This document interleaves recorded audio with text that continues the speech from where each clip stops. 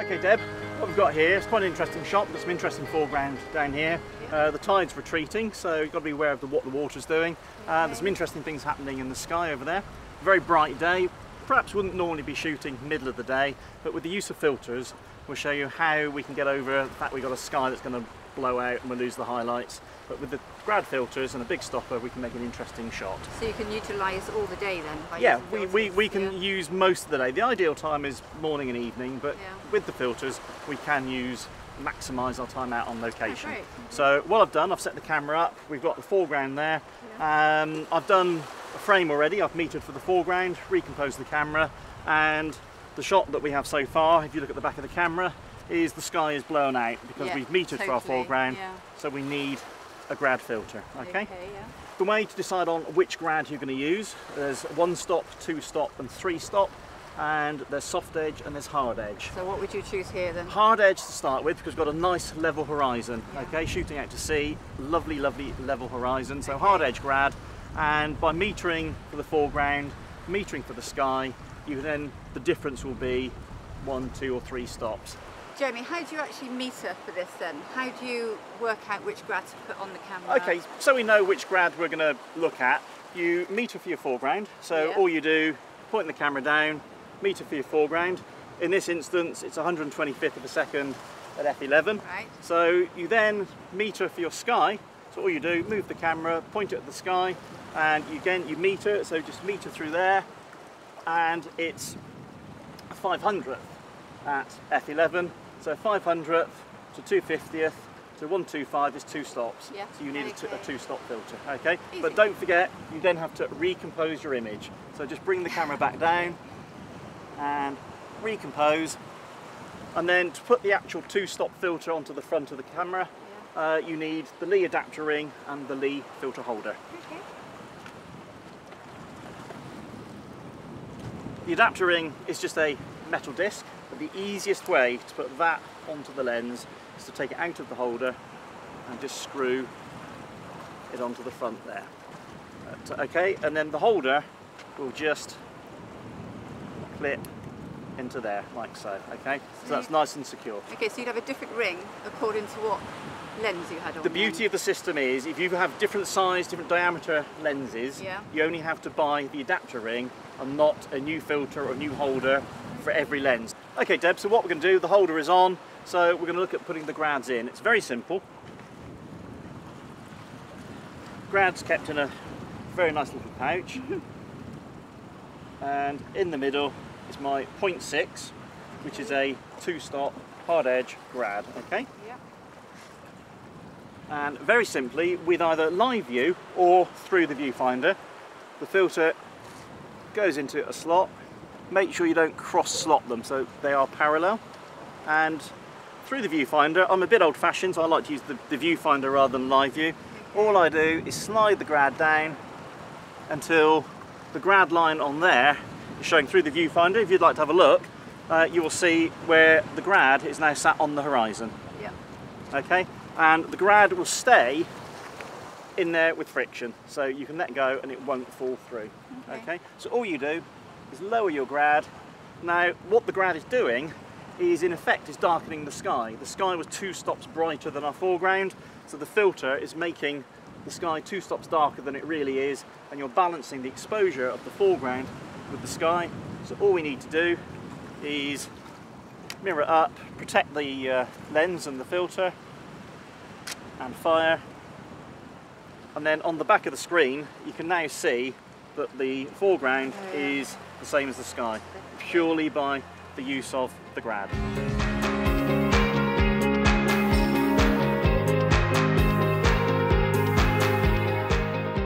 Now that we've balanced the sky with our foreground and we've got a perfectly exposed picture, just to make the shot a bit more interesting, we're going to use the Lee Big Stopper, which is a 10-stop filter.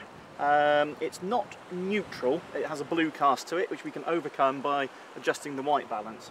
But what you have to do with the Big Stopper is you do everything normally first. So you meter, you focus, you put the grad in, because you cannot see through the Big Stopper. Okay, a lot of people will try and autofocus through the Big Stopper and they wonder why the camera doesn't work, and it's because the lens is trying to focus all the time. So we've done everything already. We've got the grad in, we've exposed, so we just need the big stopper. Big stopper comes in a protective tin, and as you can see, it is totally and utterly black. You cannot see through it, okay? The big stopper will increase your exposure, so anything that's moving will become blurred. So the water will become milky and misty, the clouds will blur through and give you motion and movement. The filter must go in the slot that is nearest the lens, okay? Which is that slot there. Very delicate. We've got a grad in place, we've got to be very careful we don't move the grad. But the big stopper slides down, so it's equidistant, top and bottom. That is now covering the whole thing. Now I said it goes blue, it's not neutral, it does go blue. So to combat that blueness, on the camera white balance setting, you want to go to 10,000K, which is incredibly orange, and that will neutralise the blueness of the filter. So on the Nikon, I just press the white balance button on the back of the camera, and as you can see on the back of the camera, it's now going up to 10,000K, which is there. Okay. The other thing to be aware of is because you're doing such a long exposure, light will still come through the viewfinder into the mirror box and it can fog the image. So you have to be very careful. You almost have to seal the whole camera, so you've got to seal the whole camera in a way. So you certainly want to put a cloth, a baseball cap, or if you've got a little rubber cap on the strap, or on the Nikon, there's a shutter there, but you want to stop the light going through there and everything's light tight. Does it make a big difference if you forget to do that? Yeah, you can fog and get a red stripe. Right, okay? Now the exposure is very, very simple because we're blessed with 10 fingers. So from 125th of a second, 10 stops, a 60th of a second, 30th, a 15th, an 8th, a quarter, a half, 1, 2, 4, 8 seconds. So you're just doubling and halving things all the time. So 8 seconds, so we need to set the camera to 8 seconds.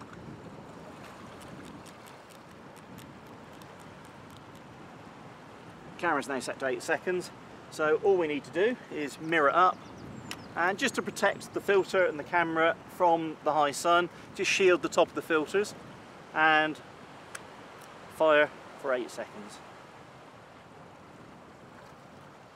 Now, of course, you can do any length of exposure. Later in the day you'll be into 30 seconds, a minute, 2 minutes, 4 minutes. And now, as you can see, we've got a perfectly exposed shot on the back of the camera. Okay, yeah, the sky is perfect because we're using the grad, and we've now got lovely blurry water and a bit of movement in the clouds, which is because of the big stopper. And that's how you make the shots a bit more interesting. When perhaps the light isn't as good as it could be, you can just give a bit more interest to your picture by using the big stopper.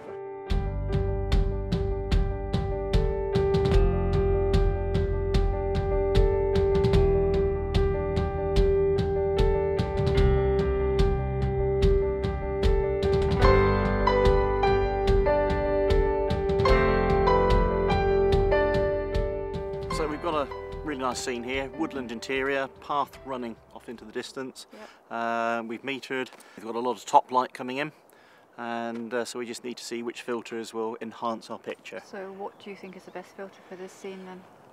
For here, for woodland interior, the soft grad, the Lee soft edge grad as opposed to the hard edge grad. Why is that? The hard edge grad will certainly leave a line through the middle of the trees. It will be light tree, dark tree.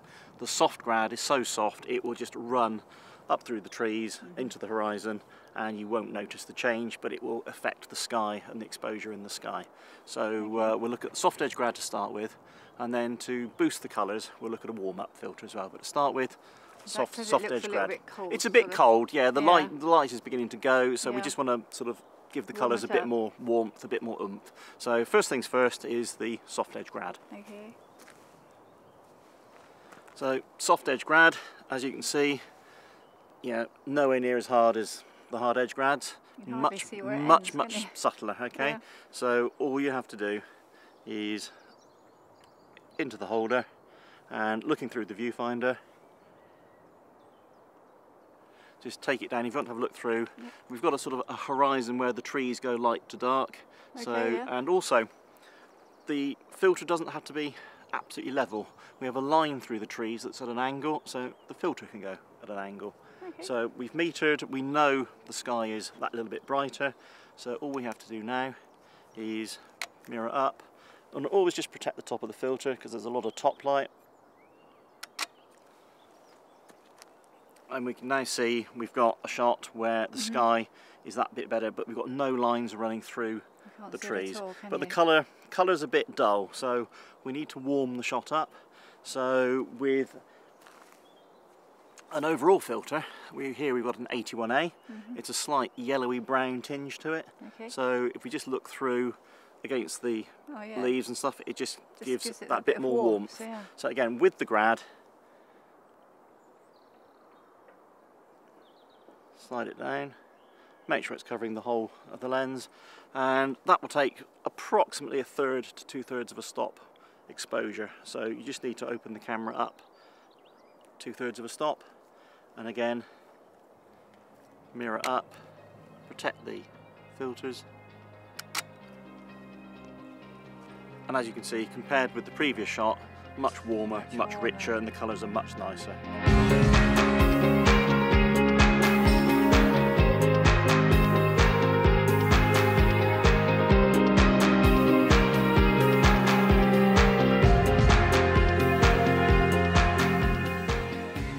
We're going to do something slightly different now, Seb.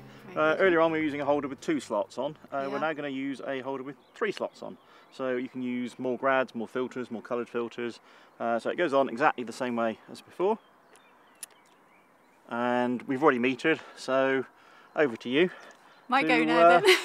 Put the grads on. Okay, so I'm going to start with a hard one. 9 grad hard. Hard edge grad, because we've got Corfe Castle here in the background, and there's a beautiful straight horizon, Okay, or so relatively straight horizon. Closest to the Quite camera, closest yeah? to the camera.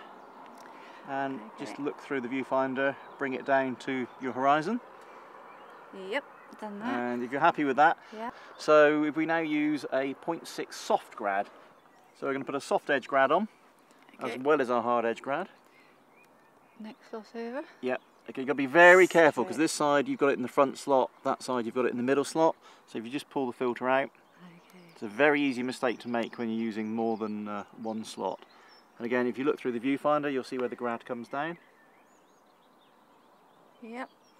So we're now blending a hard edge and a soft edge grad to get that lovely gradation in the sky.